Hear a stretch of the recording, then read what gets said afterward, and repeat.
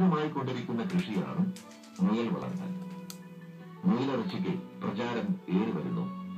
കാരണം അത് മറ്റു വളർത്തുമൃഗങ്ങളുടെ മാംസം പോലെയല്ല. അത് നമ്മുടെ കൊളസ്ട്രോൾ നിരക്ക് കൂട്ടുന്നില്ല. ഈ സാധ്യതയും ടോണി മാത്യു പ്രയോജനപ്പെടുത്താമെന്ന് വെച്ചു. പുല്ല് വളർത്തു യന്ത്രത്തിന്റെ സഹായത്തോടെ യന്ത്രം വന്നതോടെ പുല്ലുക്ഷാമം തീർന്നല്ലോ. അങ്ങനെ മുയൽ കൃഷിയും തുടങ്ങി. അവിടെയും പ്രകടിപ്പിച്ചു സ്വതസിദ്ധമായ ആ സാങ്കേതിക തികവ്. മുയലിന് ഏറ്റവും കൂടുതൽ അനുകൂല കാലാവസ്ഥ എന്ന് പറയുന്നത് 15 to 25 ഡിഗ്രി സെന്റിഗ്രേഡ്. അതിനിടയ്ക്കാണ് മുയൽ കൂടുതൽ മൾട്ടിപ്ലൈ ചെയ്യുന്നത്, കൂടുതൽ കുഞ്ഞുങ്ങളെ തരും. അപ്പൊ ചൂട് ഇതിന് സഹിക്കാൻ പാടില്ല, വലിയ ബുദ്ധിമുട്ടാണ്. മുയൽ എന്ന് പറയുന്നതിന് പ്രത്യേകത അതിന് വേർത്തൂരൊന്നും ഇല്ലാത്ത ജീവികളാണ്. അപ്പൊ അതിനാണ് ഇവിടെ തണുപ്പ് തന്നെ കൊടുക്കുന്നത്. നല്ല തുറന്നായിട്ട് കിടക്കണം, കാറ്റ് കയറി കിടക്കണം, ഏറ്റവും തണുപ്പ്.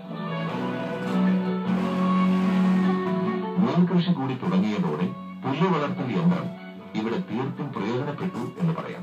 പശുവിനും മുയലിനും ആവശ്യത്തിന് പുല്ലായി. കൊച്ചുകുട്ടികൾ കേൾക്കുന്നതല്ലേ, അത് ഇവിടെ തുറന്നാൽ അവിടെ കരയാൻ തുടങ്ങും. ഇതിന്റെ മണം അടിക്കുമ്പോ തന്നെ. മുയലിന് മാത്രം കുറച്ച് വെള്ളം കളയാൻ വേണ്ടി കുറച്ച് സമയം എടുത്ത് വെളിയിക്കും, അല്ലെങ്കിൽ അതിനകത്ത് വെള്ളം കണ്ടന്റ് കൂടുതലായി. ഈ കണ്ടെയ്നറും ഹ്യൂമിഡിഫയറും ഈ മൊത്തം ഈ സാധനത്തിന് 70 സ്ക്വയർ ഫീറ്റ് ഏരിയ. ഇതാ കറണ്ട് കൊടുത്തു കഴിഞ്ഞാൽ ഇത് ഇതിന്റേതായ രീതിയിൽ തന്നെ ഇത് അതിന് വേണ്ടിയുള്ള കൺട്രോൾ പാനലാണ്. ഇതിനകത്ത് ഇത് ഹ്യൂമിഡിഫയറാണ്, ഈർപ്പം ഉണ്ടാക്കുന്നതാണ്. അതിനകത്ത് ഈർപ്പം ഉണ്ടാക്കിയിട്ട് അകത്തൂടെ ഒരു ബ്ലോവർ വെച്ച് ബ്ലോ ചെയ്ത് കൊടുക്കുക. 2 ഫാനുണ്ട്. ഇതിനകത്തുള്ള വായു വലിച്ചു കൊണ്ടുവന്ന് ഇവിടെ കൊണ്ട് ഈർപ്പം ഉണ്ടാക്കി തിരിച്ചു കൊണ്ടുവരും. എന്തെങ്കിലും ഫൗൾ എയർ ഉണ്ടെങ്കിൽ, മോശമായ വായു ഉണ്ടെങ്കിൽ അത് മേളിൽ കൂടെ എക്സോസ്റ്റ് ഉണ്ട്, മേലിൽ ആ വെന്റിലേറ്ററിൽ കൂടെ ആ ചീത്തവായു പോയിക്കോളും. ബാക്കിയെല്ലാം ഹ്യൂമിഡിറ്റി കൺട്രോൾ. ഈ തൊഴുത്തിന്റെ സന്നിധാനത്തിന് മുമ്പ് ഒരു സവിശേഷത, ടോണി മാത്യുവിന്റെ സാങ്കേതിക തികവിന്റെ മറ്റൊരു ഉദാഹരണം. ഈ തൊഴുത്ത് കണ്ടാല് ചീപ്പാണെന്ന് പറയും, വളരെ ലോ കോസ്റ്റ് ആണെന്ന് പറയും. ശരിക്കും ലോ കോസ്റ്റ് ആണെന്ന് പറയുന്നതിനോട് എനിക്ക് ഭയങ്കര വിരോധമാണ്. ഇത് അനിമൽ ഫ്രണ്ട്ലിയാണ്, ഹ്യൂമൻ ഫ്രണ്ട്ലി അല്ല, അനിമൽ ഫ്രണ്ട്ലി തൊഴുത്താണ്. തൊഴുത്തിന്റെ മേൽക്കൂര ഞങ്ങൾ ഓല കൊണ്ടാണ്. ഓല തമിഴ്നാട്ടിൽ നിന്ന് കൊണ്ടുവന്നാണ്. ഇപ്പൊ കേരളത്തിൽ ഓല കിട്ടാനൊന്നും ഇല്ലാത്തതുകൊണ്ട് തമിഴ്നാട്ടിൽ നിന്ന് കൊണ്ടുവന്നാണ്. ഓല കൊണ്ട് കെട്ടിയിട്ട് അതിന് മേളിൽ പ്ലാസ്റ്റിക് വെറുതെ വിരിച്ചിരിക്കുകയാണ്, ഓല ലാസ്റ്റ് ചെയ്യാൻ വേണ്ടിയിട്ട്. താഴെ ഫ്ലോർ ചെയ്തിരിക്കുന്നത് റബ്ബർ മാറ്റാണ്. മൃഗങ്ങൾക്ക് നല്ലതാണ്, കിടന്നിട്ടുള്ള പരിക്കുണ്ടാവുന്നില്ല, കുളമ്പ് കഴിഞ്ഞ് തീരുന്നില്ല. അതുപോലെ ഏത് സമയവും ഫ്രഷ് ഡ്രിങ്കിങ് വാട്ടർ വേണമെന്ന് പറഞ്ഞാൽ അത് വളരെ ചെലവ് കുറഞ്ഞ രീതിയിലാണ് ഓട്ടോമാറ്റിക് ഡ്രിങ്കിങ് ബോൾ വേണ്ട. ഇത് ഓട്ടോമാറ്റിക് ആയിട്ട് നടയുന്നതാണ്. ഈ പാത്രത്തിലെ കുടിവെള്ളം എന്ന് പറയുന്നത് ഓട്ടോമാറ്റിക്കാണ്. അവിടെ ഒരു ചെറിയ സംവിധാനമായിരുന്നു ഒരുക്കിയിട്ടുള്ളൂ. 130 രൂപ മുടക്കി ഒരു കാർഗോ വാങ്ങിയിട്ട് കാർഗോയ്ക്കകത്ത് ഫ്ലോട്ട് അഡ്ജസ്റ്റ് ചെയ്തിട്ടുണ്ട്. കുറയുന്നതിനനുസരിച്ച് വന്നിട്ട് ഏത് സമയത്ത് പശു കുടിക്കുന്നതിനനുസരിച്ച് വെള്ളം ഉണ്ടായിക്കൊണ്ട് ഞങ്ങൾ അതുപോലെ ഇവിടെ 2 വെറൈറ്റി, ഒരു തൊഴുത്തിൽ തന്നെ 2 വെറൈറ്റിയാണ് time, method of time. Tail to tail മെത്തേഡുണ്ട്, ഫേസ് ടു ഫേസ് മെത്തേഡുണ്ട്. 2 മെത്തേഡ് നമ്മളിവിടെ പ്രാക്ടീസ് ചെയ്ത് കാണിക്കുന്നുണ്ട് ആൾക്കാർക്ക്. ഏറ്റവും നല്ല ഏതാണെന്ന് ജനങ്ങൾ തന്നെ ചൂസ് ചെയ്തിട്ടുള്ളത്.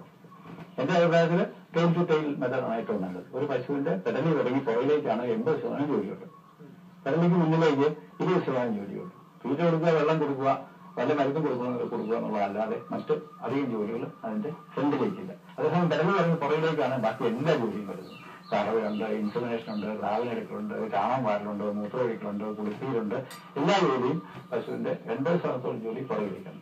അപ്പൊ 2 പശുക്കളെ അതിന്റെ ടെയിൽ ടു ടെയിൽ, അതിന്റെ വാല് നമ്മളിൽ അടുപ്പിച്ച് കൊണ്ടുവന്ന് കെട്ടുകയാണെന്നുണ്ടെങ്കിൽ ഈ ജോലി ചെയ്യുന്നത് നമുക്ക് വളരെ എളുപ്പമുണ്ടാകും. 2 കയ്യിൽ 20 പശുവിനെ കെട്ടിയിരിക്കുന്നതാണത്.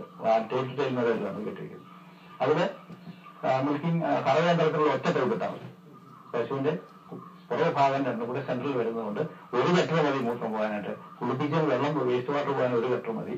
പിന്നെ കറവയന്ത്രത്തിനാണ് ഒറ്റ ടൈപ്പ് ഇട്ടാൽ മതി. അതുപോലെ ചാണകം കോരിക്കൊണ്ടുപോകുന്ന വീങ്കാര കൊണ്ടുപോകുന്നതിന് ഒറ്റ റൂട്ടിൽ പോയ 2ന്റെയും ചാണകം കോരിയിട്ടുണ്ട് പോകാൻ പറ്റും. രണ്ടാമത് ഏറ്റവും വലിയ ഹെൽത്ത് പോയിന്റ് ഓഫ് വ്യൂലാണ്.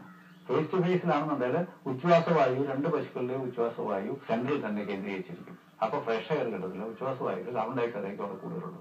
അതേസമയം പശുവിന്റെ മുഖം 2ഉം തൊഴുത്തിന് വെളിയിലേക്കാണ് വെച്ചിരിക്കുന്നതെന്നുണ്ടെങ്കിൽ ഫ്രഷ് എയർ ഏത് സമയത്ത് ശ്വസിച്ചുകൊണ്ടിരിക്കും.